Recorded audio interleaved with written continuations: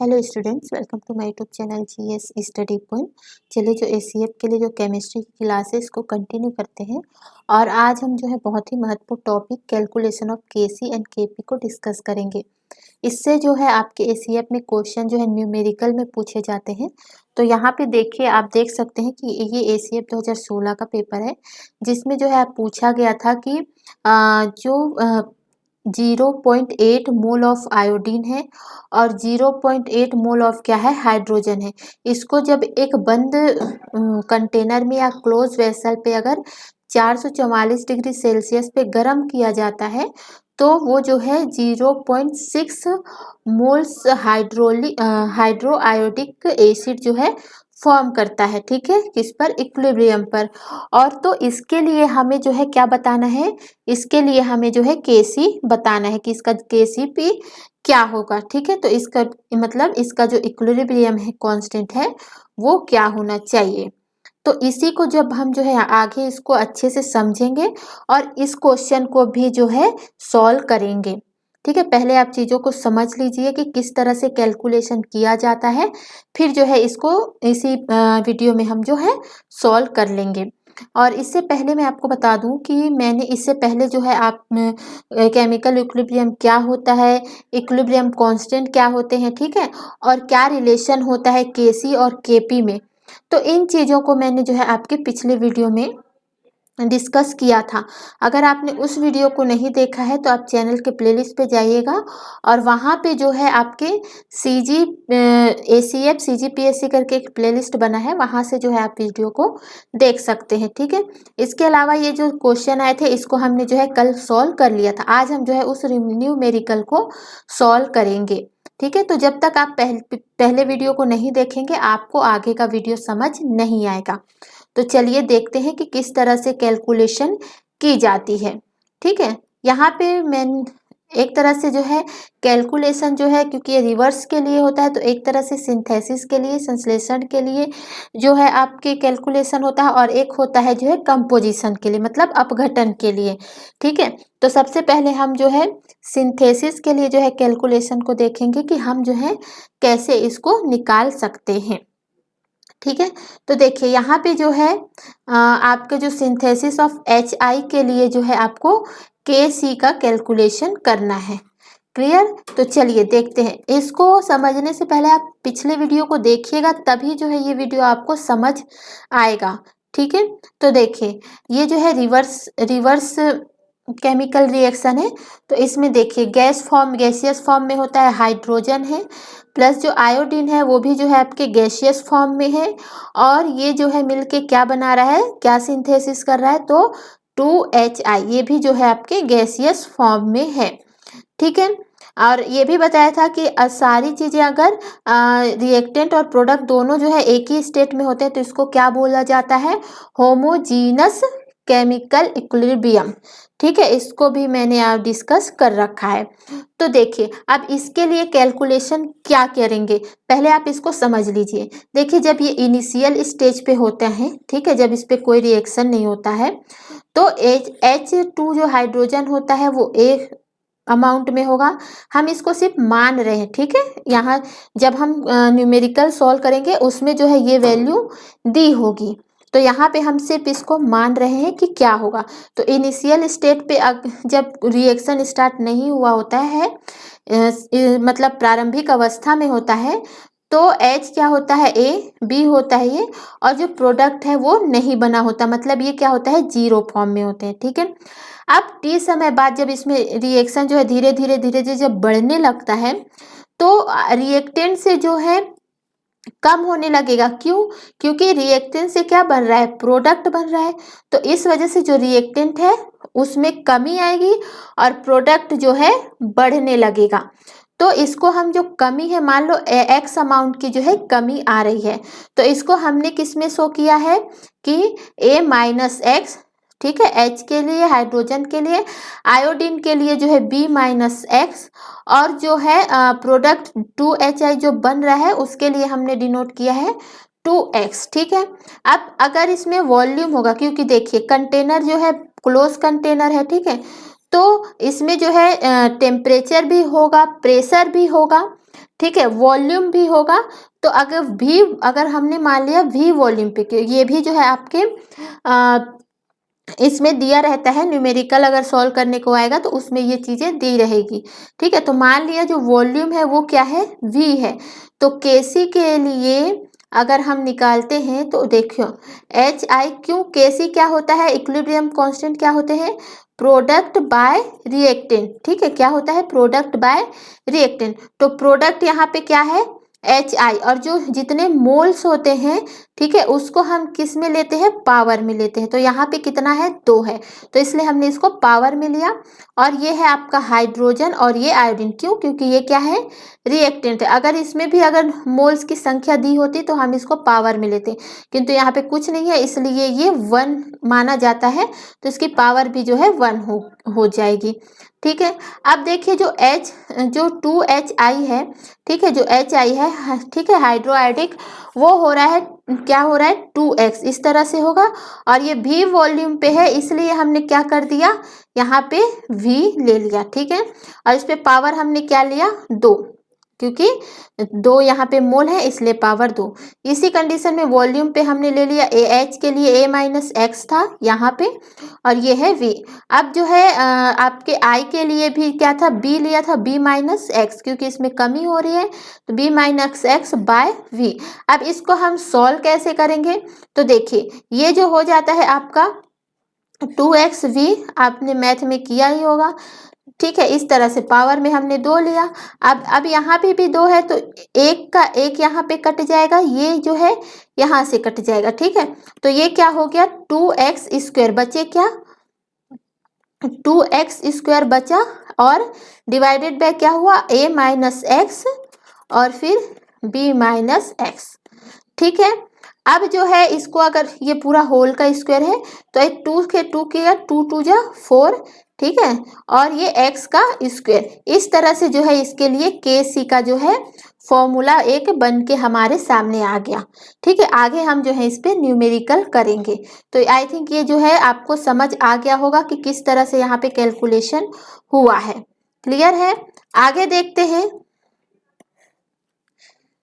KP and KC के लिए मैंने आपको पिछली वीडियो में बताया था, तो मैं यहाँ पे आपको नहीं बता रही हूँ। ठीक है, अगर दोनों इक्वल होता है तो क्या होगा, इसको मैंने आपको पिछली वीडियो में बताया है, तो आप उस वीडियो को देख लीजिएगा। क्लियर है, अब देख लेते हैं कैलकुलेशन ऑफ KP। ये भी जो है सिंथेसिस के लिए ही है। इसमें क्या होगा कि KP क्या होता है, ये होता है आपका पार्शियल प्रेशर के लिए। ठीक है, अब पार्शियल प्रेशर क्या होते हैं, तो देखिए अगर कोई गैस है, ठीक है, कोई गैस है, उसका टेम्परेचर या फिर वॉल्यूम, कि कोई गैस है, उसका टेम्परेचर और वॉल्यूम जो हमें दिया, अगर हमें दिया गया जो गैसियस मिक्सचर है, मतलब जो गैसीय मिश्रण है, उसके टेम्परेचर और वॉल्यूम के इक्वल हो जाता है, तो वो क्या होता है, पार्शियल प्रेशर। ठीक है, अगर किसी गैस का टेम्परेचर और वॉल्यूम जो है दिए गए गैसियस मिक्सचर या गैसीय मिश्रण के टेम्परेचर और वॉल्यूम के बराबर हो जाता है, ठीक है, जिससे वो गैस में जो है दबाव डालती है। ठीक है, तो इसको कहा जाता है पार्शियल प्रेशर या फिर आंशिक दाब। क्लियर है, तो इसके लिए जो है कैलकुलेशन किस तरह से करेंगे इसको देखते हैं। ये भी जो है HI के लिए ही है। तो यहाँ पे लिया हमने हाइड्रोजन और आयोडीन, और ये हो गया हाइड्रो आयोडाइड। अब देखिए यहाँ पे इनिशियल क्या होगा, प्रारंभ में तो स्टार्ट ही नहीं हुआ, मतलब धीमे धीमे चल रहा है, ये हुआ रिएक्टेंट, ये है प्रोडक्ट, तो प्रोडक्ट हो जाएगा 0। अब कुछ समय बाद जो है इसमें थोड़ी रफ्तार आई, तो जो रिएक्टेंट है वो क्या होने लगेंगे, कम होने लगेंगे, और प्रोडक्ट जो है बढ़ने लगेगा। ठीक है, यहाँ पे देखिए अगर हमें जो है निकालना है, तो सबसे पहले जो है इन जो मोल्स जो दिए होते हैं, ठीक है, उनको हम जो है टाइम के बाद क्या कर लेते हैं, कैलकुलेट कर लेते हैं। तो जैसे total moles at the time of equation, ठीक है, तो जो ये जो हाइड्रोजन का है, इसको हमने कर लिया A-x, ठीक है, प्लस B-x प्लस 2x। ठीक है, माइनस और माइनस यहाँ पे a प्लस बी हो जाएगा, ये हो जाएगा -2x, ये प्लस 2x, और ये कट जाएगा, अब बचेगा क्या हमारे पास, a प्लस बी।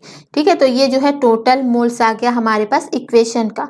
अब आगे देखते हैं। पार्शियल प्रेशर का एक फॉर्मूला होता है mole fraction into total pressure, ठीक है। तो यहाँ पे जो है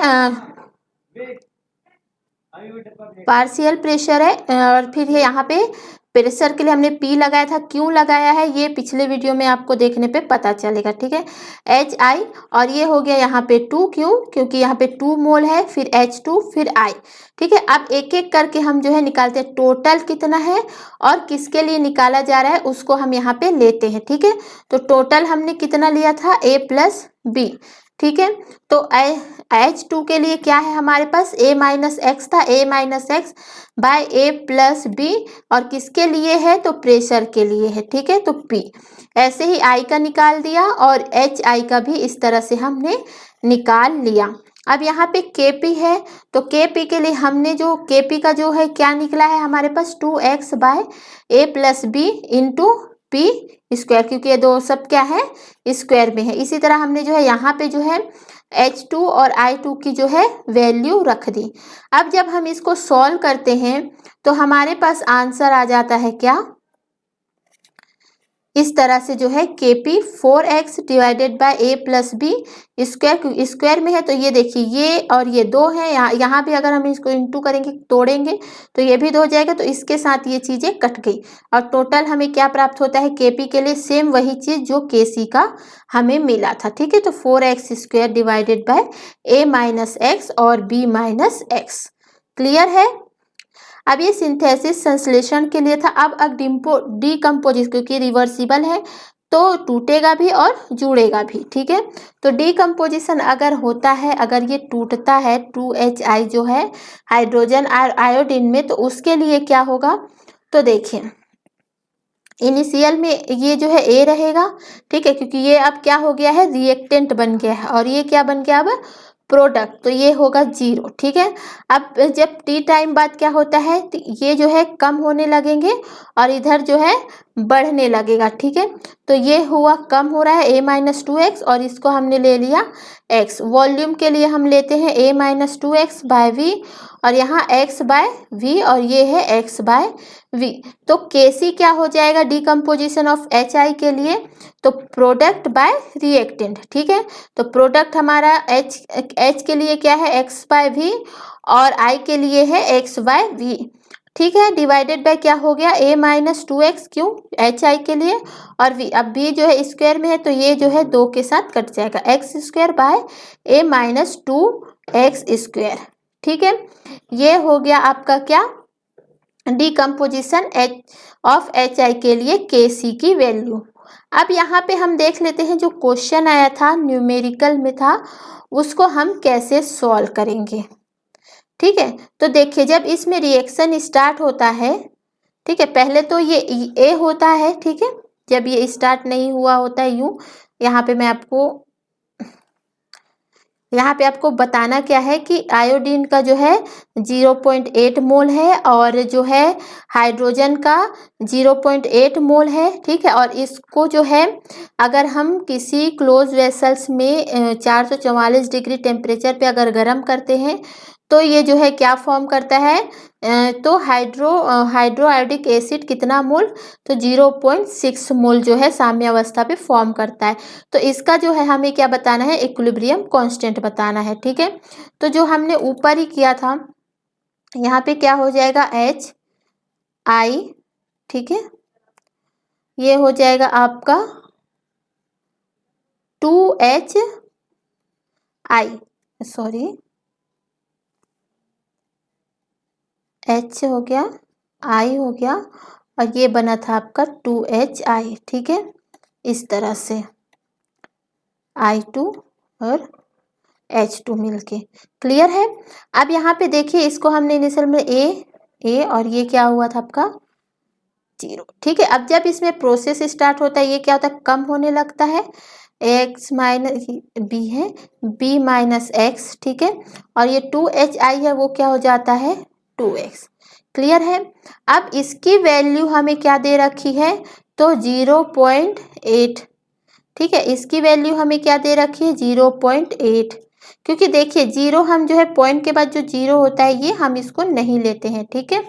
और इसकी वैल्यू क्या दे रखी है 0.8, यहाँ से हम जो है क्या निकाल लेंगे, x की वैल्यू निकाल लेंगे, ठीक है। तो 2x इक्वल क्या दे रखा है, ये, ठीक है। अब यहाँ पे देखिए x की वैल्यू हमारे पास क्या आ गई, तो 0.3 हमारे पास जो है x की वैल्यू आ गई। अब यहाँ पे हम जो है फॉर्मूला हमारा क्या था, फॉर्मूला हमारा था 4x² by a minus x और b माइनस एक्स, ठीक है। हमने निकाला था x के लिए जो है हाइड्रोजन का जो है हमने निकाला था a माइनस एक्स का जो वैल्यू निकाला था हमने, सॉरी a का जो वैल्यू निकाला था हमने जो था 0.8, ठीक है। b का हमारे पास क्या था, तो 0.8, और जो है x का हमारे पास क्या क्या था, x का हमने निकाला 0.3, ठीक है। तो अब देखिए यहाँ पे हम वैल्यू को पुट करेंगे, ठीक है। तो 4 इंटू 0.3 का जो ये हो गया स्क्वायर, क्लियर। ये जो है हम यहाँ पे जो है ए का क्या है हमारे पास 8.8 माइनस 0.3, और ये हो जाएगा आपका 0.8 माइनस 0.3, क्लियर है। अब यहाँ पे देखिए ये क्या हो जाएगा, ये हो जाएगा आपका 0.4 इंटू यहाँ पे 0.3 इंटू 0.3, ठीक है। इसको जब हम माइनस करेंगे तो हो जाएगा 0.5 इंटू 0.5, पॉइंट और पॉइंट से जो है कट गया ये, ठीक है। 9 आया ये, तो ये हो गया आपका 36, और 5 जा क्या हुआ 25। अब जब आप इसको सॉल्व करेंगे तो आपका पास आंसर आ जाएगा 1.44, ठीक है।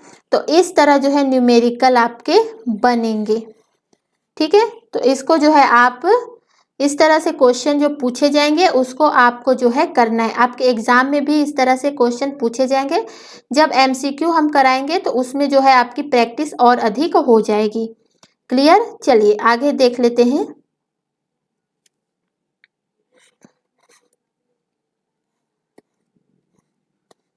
अब देख लेते हैं PCl 5 के लिए, इसमें भी वही चीजें हैं, ठीक है। तो आप इसको जो है नोट्स मिलेगा तो आप इन चीजों को देख लीजिएगा। जो HI के लिए था वही चीजें जो है PCl 5 के लिए भी है, क्लियर है ये।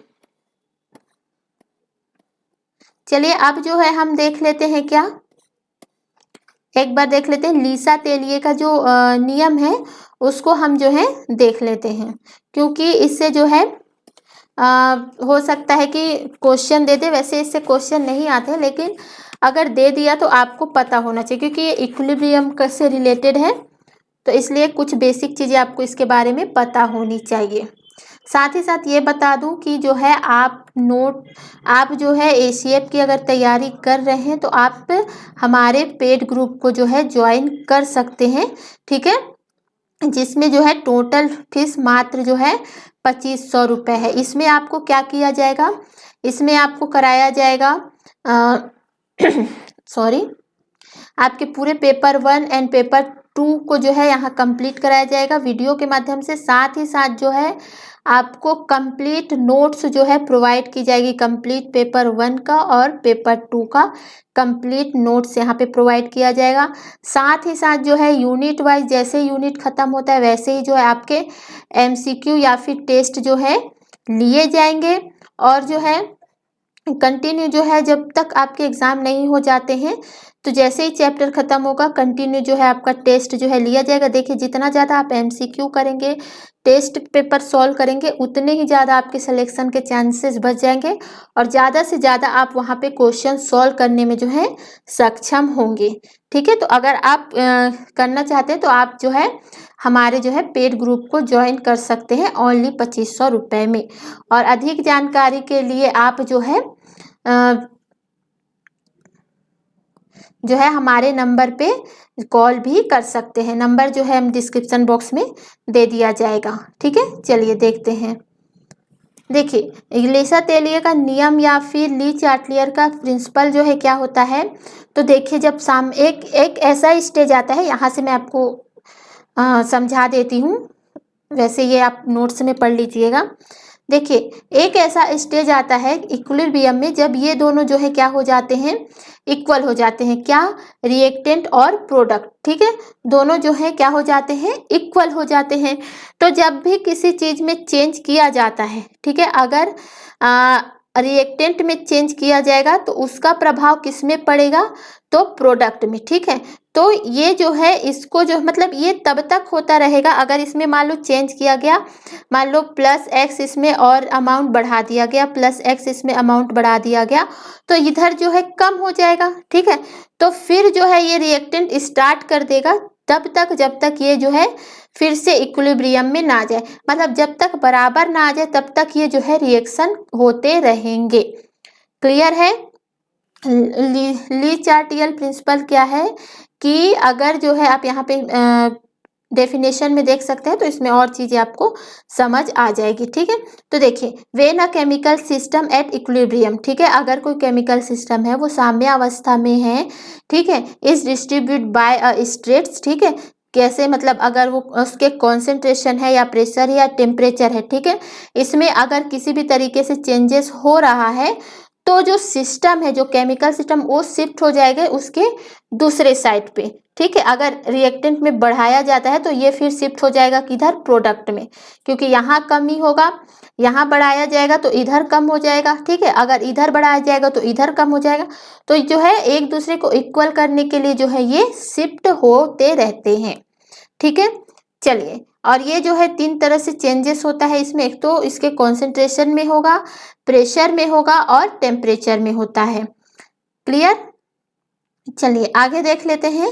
देखिए यदि सांद्रता कॉन्सेंट्रेशन में क्या होता है, तो जैसे N2 है या H2 है, ठीक है, ये N2 है H2 है, इसके कॉन्सेंट्रेशन में अगर बढ़ा दी जाती है, वृद्धि कर दी जाती है, तो क्या होता है कि कॉन्सेंट्रेशन को नष्ट करने के लिए जो है जो इतना कॉन्सेंट्रेशन है मतलब इसमें बहुत ज़्यादा मात्रा में हो जाएगा, इसको ये कम करने के लिए जो है साम्य जो है इक्विलिब्रियम जो है आगे की तरफ बढ़ जाता है, मतलब प्रोडक्ट बनाने लगता है, अग्र दिशा मतलब ये, ठीक है, तो आगे की तरफ ये बढ़ जाएगा इसको इक्वल करने के लिए। क्लियर है? दाब बढ़ाने पे जो है अमोनिया जो बनता है, ठीक है, उसके निर्माण की दर भी क्या हो जाती है, बढ़ जाती है। और यहाँ पे अमोनिया निर्माण की दर बढ़ने के लिए जो है बढ़ाने के लिए टेम्परेचर को कम करना पड़ेगा, ठीक है। जैसे कि अगर ये N है, H है और ये अमोनिया है, ठीक है, यहाँ पे ही देख लेते हैं। तो अगर इसमें जो है टेम्परेचर अगर इसका बढ़ जाता है, ठीक है, तो अगर इसका टेम्परेचर बढ़ जाएगा तो अमोनिया का जो है निर्माण जो है कम हो जाएगा, और इसका अगर निर्माण करना है तो यहाँ के टेम्परेचर को कम करना पड़ेगा और इधर जो है टेम्परेचर जो है हमें शिफ्ट करना पड़ेगा, ठीक है। यही है ली चाटेलियर का या ली चार्टियल का प्रिंसिपल, ठीक है। अगर वीडियो पसंद आता है तो वीडियो को लाइक कीजिएगा और कमेंट करके ज़रूर बताइएगा कि आपको जो है इसमें अगर कोई कमी लगी हो तो, ताकि हम जो है इसको नेक्स्ट टाइम पे सुधार पाएँ। तो थैंक यू फॉर वॉचिंग।